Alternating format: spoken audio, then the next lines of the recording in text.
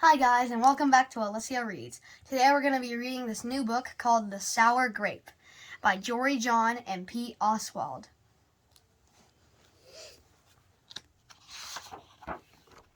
The Sour Grape by Jory, John, and Pete Oswald. There he is, he's pretty angry. I'm a grape, a sour grape. Grrr! If somebody upsets me, I'll remember it. If somebody wrongs me, I won't forget it.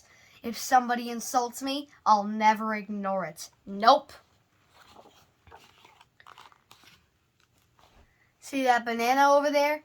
That banana slipped and bumped into me, so I'm holding a grudge. See that orange? That orange didn't call me back for a week. Grudge! See that lime? That lime borrowed my scarf and never returned it. Grudge! I suppose I've got pretty thin skin for a grape. Nobody steps on this grape. Grrr! Granted, it wasn't always this way. I grew up in a close-knit bunch.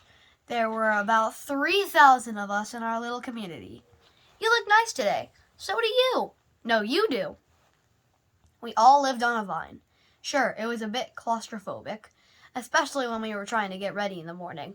Are you done in there? Come on. Grapes of hair? But my family was ripe with humor, goodwill, and warmth. We did our best with what we had. Are you going to finish that? My grandparents visited on the weekends.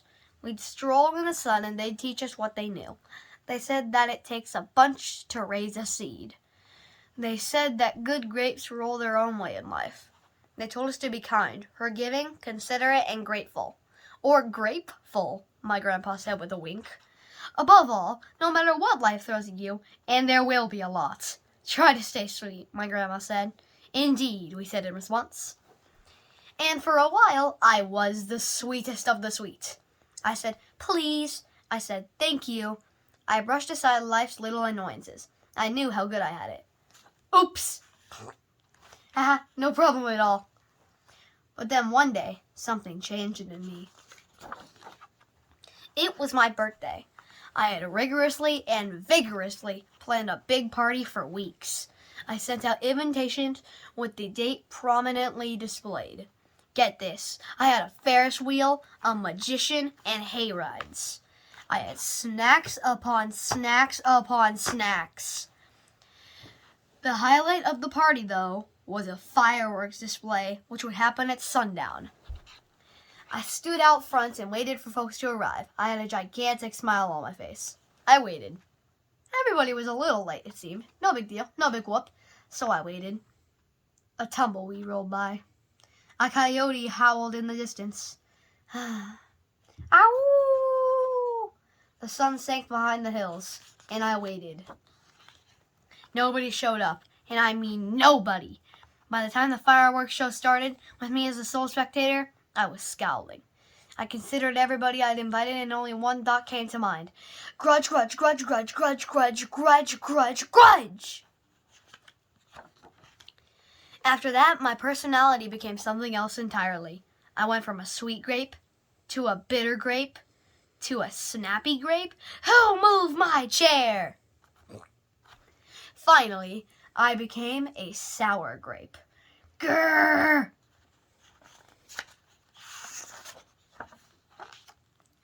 I started holding minor grudges that eventually became major grudges. Why don't you watch where you're going? I scowled so much that my face got all squishy. You know what? Don't even bother calling me back. His face is all scrunched up. I took my grumpiness out on others. Are you ever going to return my scarf? And that's just how it's been. Day after day, week after week, month after month, grudge after grudge. But something happened recently that changed my thinking. I was getting ready to meet up with my friend Lenny, the only fellow I know who's as sour as I am. Lenny and I usually go to the park where we sit on a bench and rant about stuff. But just as I was heading out the door, I bumped my knee. Oof! After I bandaged myself up, I discovered I had a flat tire. Ah! Then I missed the bus, and the next bus was late. Wah! Finally, I got off at the wrong stop. Sheesh. By the time I arrived at the park, it was getting dark.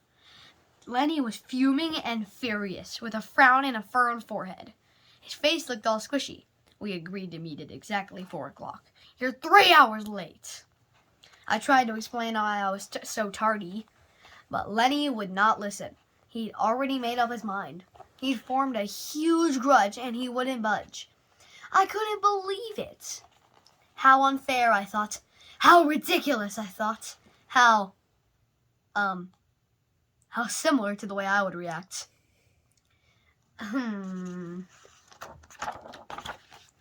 Lenny was pretty worked up. He was pacing back and forth, emitting occasional grumbles.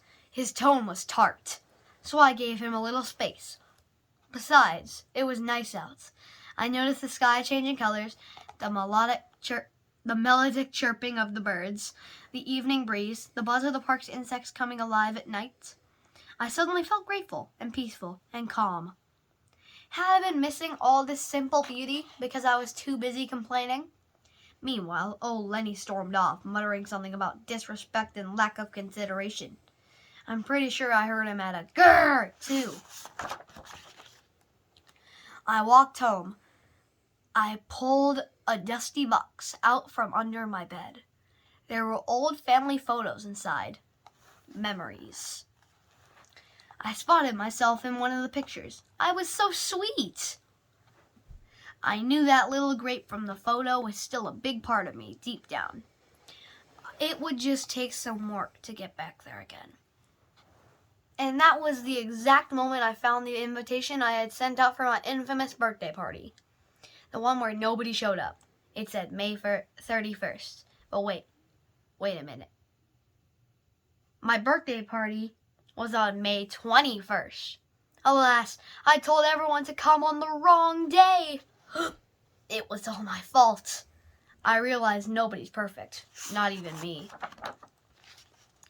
After that day, I started noticing other things too, like how remaining sour all the time is so draining.